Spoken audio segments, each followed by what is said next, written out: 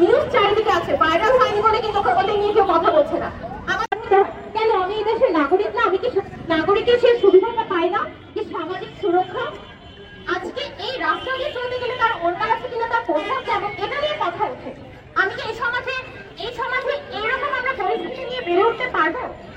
আমার ফ্রাস্ট্রেটেড লাগে যখন আমি ভাবি যে আমাকে ভবিষ্যতে এখানে বেড়ে উঠতে হবে, এখানে আমার ক্যারিয়ার, এখানে আমাকে বাঁচতে হবে, যেখানে প্রত্যেকটা সিনে আমাকে আমার পোশাক নিয়ে প্রশ্ন করবে, যেখানে প্রতিটি ক্ষেত্রে আমার ভায়োলেন্স হবে, হ্যারাসমেন্ট হবে, রাস্তায় একটা সাধারণ চলাফেরা করতে গেলে আমার ভায়োলেন্সের শিকার হতে হবে।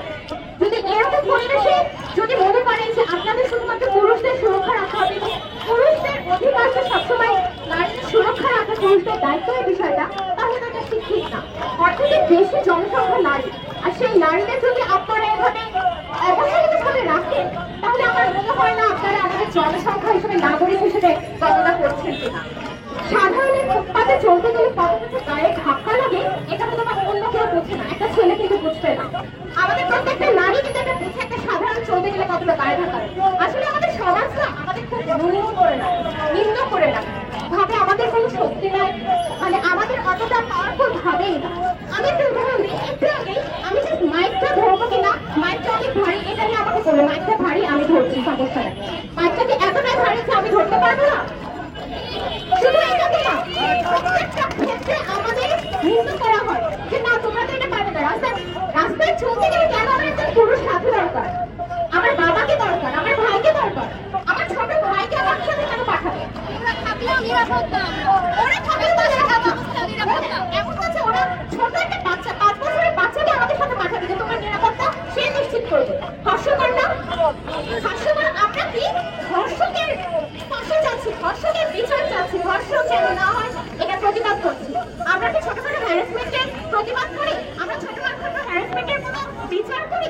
ধর্ষণের মধ্যে এত বড় একটা বিষয়ে আমরা প্রতিবাদ করছি, ছোটখাটো আমাদের হ্যারাসমেন্টের কেউ গণনা করে না। আর বর্তমান বাংলাদেশে ধর্ষণ তো খুবই নর্মাল হয়ে গেছে, এত হচ্ছে, কে দেখে, অনেক হচ্ছে, প্রত্যেকটা দিন ধর্ষণের একটা করে, ফেসবুক ইনস্টাগ্রাম খুললে একটা করে নিউজ ধর্ষণ। এখন তো এগুলো খুঁড়ে না, এগুলো মুড়ির মতো অবস্থা, তাই না? এরকম একটা অবস্থা। কোনো বিচার, আমরা ধর্ষণের জন্য বিচারের আমরা দাবি নিয়ে এসেছি। আমাদের ছোটখাটো হ্যারাসমেন্ট আমাদেরকে নিম্ন করে রাখা হয় সমাজে, এটার দাবি করি। আমাদের আগে নারী হিসেবে একটি সম্মান দিই, আমরা সম্মান দিয়ে যেন বাঁচতে পারি, কারো অধিকার নিয়ে না। মানুষ হিসেবে ট্রিট করুন। একটা 5 বছরের বাচ্চা, 6 বছরের বাচ্চাকে ধর্ষণ করে এই নিউজটাকে, তার চেহারা, যে ধর্ষণ আছে তার চেহারা আপনারা পাবলিশ করছেন, তাই না, সোশ্যাল মিডিয়াতে? এইভাবে আমরা বাঁচতে চাই না। যে ধর্ষক হয়েছে কয়টা, এই যে আসিয়ার কথা বলছেন, তাই না? আসিয়া যদি ভাইরাল না হতো, কে তাকে নিয়ে কথা বলতো? একজনও কি কথা বলতো? আসিয়ার মতো এরকম হাজারটা নিউজ চারিদিকে আছে, ভাইরাল হয়নি বলে কিন্তু ওদের নিয়ে কেউ কথা বলছে না। আমাদের স্লোগানে আসিয়া, আসিয়া মেয়েটা শুধু রিপ্রেজেন্ট করছি না, আসিয়ার মতো সকল মেয়েকে আমরা রিপ্রেজেন্ট করছি।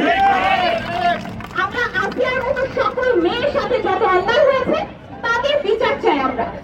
এই বিচার কতদিনে হবে আমরা খুবই আশাহত হয়ে বসে আছি, তারপরে আমরা একটু ন্যূনতম আশা রাখতে চাই।